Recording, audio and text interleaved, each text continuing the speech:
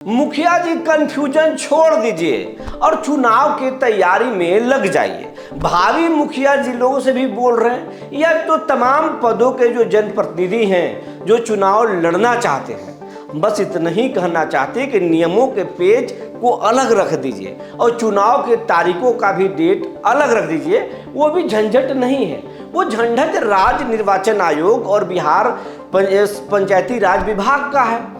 उनको जब करना होगा करेंगे, लेकिन आप तो जानते ही हैं ना कि अंदर अंदर बहुत कुछ खिचड़ी पक रहा है। दीपक प्रकाश तो कुछ साफ नहीं बोल रहे हैं, लेकिन उपेंद्र कुशवाहा ज्यादा सक्रिय हो गए हैं। मतलब समझ रहे हैं कि नहीं? मतलब समझिए, कुछ तो अंदर में है जो बात नहीं निकल रहा है। हम जो समझ रहे हैं कि चुनाव समय से होगा, ज्यादा देर नहीं होगा। वैसे राज्य निर्वाचन आयोग को चुनाव कराना है, लेकिन सरकार की जब मर्जी हो जाए तो फिर राज्य निर्वाचन आयोग बात समझ ही रहे हैं। कोर्ट में भी मामला गया है, लेकिन कोर्ट के फैसले पर सबकी निगाहें टिकी है।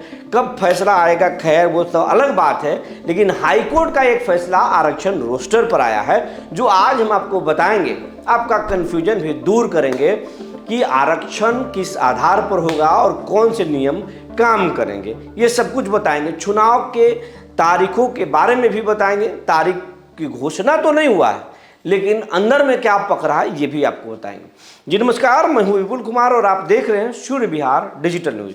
अगर आप बिहार के पंचायत प्रतिनिधि हों या फिर भावी प्रतिनिधि जो चुनाव लड़ना चाहते हैं, उत्तर प्रदेश झारखंड की तमाम जगह के दर्शक जो सूर्य बिहार को देख रहे हैं, आपसे एक आग्रह है, ये चैनल आपका है। आपके सहयोग और आपके भरोसे पर हम खरा उतरना चाहते हैं। लेकिन एक आग्रह है कि अगर आप YouTube पर हमें देख रहे हैं तो सब्सक्राइब कर लीजिए, बेल आइकन को दबा लीजिए। अगर आप फेसबुक पर हमें देख रहे हैं तो पेज को फॉलो कर लीजिए। अब आपको खबर विस्तार से बताने जा रहे हैं। पंचायत चुनाव में आरक्षण को लेकर बहुत कंफ्यूजन होता है कि आरक्षण रोस्टर कैसे तय होगा। पिछले 10 साल पहले जो आरक्षण का रोस्टर बना था, क्या वही रोस्टर पर चुनाव होगा? वही नियम होंगे? वही नियम, तमाम सारा नियम लागू होगा या फिर नए सिरे से होगा? जो सीट जो है पिछले बार अगर आरक्षित हो गया था किसी कोटि के लिए, तो क्या 10 साल बाद उसी कोटि में फिर चला जाएगा या फिर कोई दूसरा होगा, सामान्य हो जाएगा? ये भी एक कन्फ्यूजन है। दूसरा कि पिछले बार जो चुनाव में आरक्षण रोस्टर पर जो नियम था वही नियम रहेगा या फिर कुछ बदल जाएगा। अब इसमें एक ताजा हाईकोर्ट के फैसला आया है और हाईकोर्ट का जो फैसला है, एक मुखिया जी ने याचिका दायर किया था क्योंकि एक नियम के आरक्षण रोस्टर में एक पुराने नियम को हवाला देकर उनके कुर्सी को खतरे में डाल दिया, यानी कि उन्हें हटाया गया था। फिर उन्होंने एक याचिका दायर किया और याचिका दायर किया तो कोर्ट ने सुनवाई करते हुए 31 पन्नों का एक फैसला सुनाया है और साफ साफ कहा है कि जो बिहार सरकार में जो आरक्षण का रोस्टर जो नियम काम करता है, वो बिहार राज्यों के जो पंचायत चुनाव है, बिहार राज्य पंचायती जो विभाग है उसके रोस्टर में ये काम, चुनाव में ये नहीं चलेगा।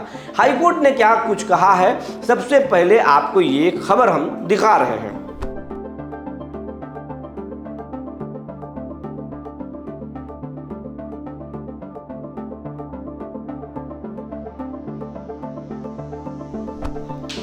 आपको बताना चाहते हैं कि जो हाईकोर्ट ने फैसला सुनाया उसमें साफ साफ लिखा है, मेरे पास जो जहाँ है, कि कोर्ट ने स्पष्ट किया है कि मुखिया के चुनाव में आरक्षण को लेकर बिहार पंचायती राज कानून की धारा 15(5) लागू होगी, न कि बिहार आरक्षण कानून। यानी बिहार का जो आरक्षण कानून है वो पंचायत चुनाव में लागू नहीं होगा। न्यायमूर्ति पार्थ सारथी की एकल पीठ ने मोहम्मद ईसा जो मुखिया की ओर से दायर याचिका पर सुनवाई के बाद अपने 31 पन्नों का आदेश दिया है। कोर्ट ने जाति छानबीन समिति के फैसले और उसके आधार पर राज्य निर्वाचन आयोग द्वारा निर्वाचित मुखिया के पद से हटाने के आदेश को रद्द कर दिया है। तो आप समझ लीजिए कि जो करा कि बिहार में बिहार सरकार का जो आरक्षण नियम है, कानून जो है, वो पंचायत आरक्षण का रोस्टर में नहीं चलेगा, उस कानून में नहीं चलेगा। दोनों अलग अलग है। पंचायत चुनाव में रोस्टर के लिए अलग पैमाना तय है, मानक है, और बिहार आरक्षण नियम में अलग है, वो नहीं चलेगा। हाईकोर्ट ने साफ साफ ये कर दिया है। और इसके साथ ही अब ये बिहार पंचायती राज विभाग में ये तमाम सारी जब जो चीज़ें की छानबीन की जा रही है कि और कौन कौन से मामले हैं, कौन कौन से पेचीदा चीज़ हैं जिसको कि हटाया जाए। दीपक प्रकाश इस मामले में अपने अधिकारियों को, अपने एसीएस को साफ साफ कहा है कि जो भी पेचीदगी, जो चीज़ लीगल जो चीज़ें गलत है, उन चीज़ों को फाइंड आउट कीजिए, पहचानिए, शिनाख्त कीजिए और उसको जल्द से जल्द सरल कीजिए ताकि किसी को चुनाव लड़ने में परेशानी न हो। साथ साथ मंत्री ने यह भी कहा है कि पंचायत चुनाव की तैयारी विभागीय स्तर पर पूरी कर लीजिए ताकि अगर कोर्ट के फैसले बिना परिसीमन के चुनाव कराने के आए तो हम चुनाव समय पर कराने के लिए सक्षम हो। कोर्ट के फैसले पर सबकी नजर टिकी हुई है। अगर कोर्ट के फैसले नहीं आते, चुनाव परिसीमन को नहीं रोका जाता है, तो फिर भी दीपक प्रकाश का कहना है, वो अपने विभाग के अधिकारियों को कहे हैं कि फिर भी आप अपनी तैयारी कर लीजिए। परिसीमन अगर करना होगा तो परिसीमन भी बहुत जल्द कराया जाएगा। उसमें विभाग के अधिकारी तमाम जो है अपनी ताकत को झोंकेंगे, ऊर्जा को झोंकेंगे। जल्द से जल्द हम परिसीमन भी कराएंगे क्योंकि पंचायतों में नए सरकार का गठन जरूरी है। अगर नहीं होगा तो जनता का नुकसान होगा। साफ समझ लीजिए कि इशारों में एक तारीख तो नहीं बता सकते क्योंकि राज्य निर्वाचन आयोग को तारीख तय करना है, लेकिन मुख्यमंत्री कैबिनेट के फैसला कर दिए, मुहर लगा दिए हैं परिसीमन पर, तो मुख्यमंत्री के खिलाफ भी जा करके वो कैमरे पर नहीं बोल सकते, लेकिन विभाग को ही तमाम सारी चीज़ें करना है। उधर सम्राट चौधरी भी जो है चुनाव को लेकर, तारीखों को लेकर कुछ नहीं बोल रहे क्योंकि विभाग को करना है। उन्होंने कैबिनेट का मुहर जरूर लगा दिया है, लेकिन परिसीमन कब से होगा ये इस पर कोई नहीं बोल रहा है। नहीं बोलने की बात को समझिए, परिसीमन होगा ये तो बात साफ है कि कहा जा रहा है कि परिसीमन के बाद चुनाव होगा, लेकिन परिसीमन कब होगा ये कोई नहीं बता रहा। और ये भी अगर कोई लोग बोल रहे हैं कि परिसीमन से पहले चुनाव होगा तो सरकार को आकर के ये खंडन करना कि नहीं ऐसा नहीं है, परिसीमन के बाद ही चुनाव होगा, ये भी कोई नहीं बोल रहा।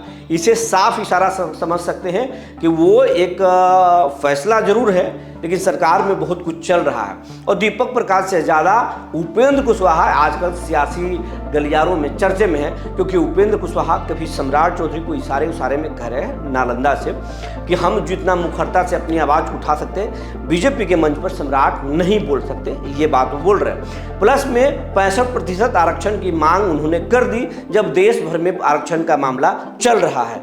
अब ये बातें हो रही है कि जिस दीपक प्रकाश के लिए बीजेपी ने एमएलसी का कुर्सी खाली करा दिया, सिटिंग एमएलसी से इस्तीफा ले लिया, उस दीपक प्रकाश के लिए क्या फैसले नहीं पलट सकती है? जब दीपक प्रकाश अपना करियर बेहतर करना चाहते हैं और एक पहचान, एक लकीर खींचना चाहते हैं पंचायती राज विभाग में, तो ये भी जो है वो देखने वाली बात होगी।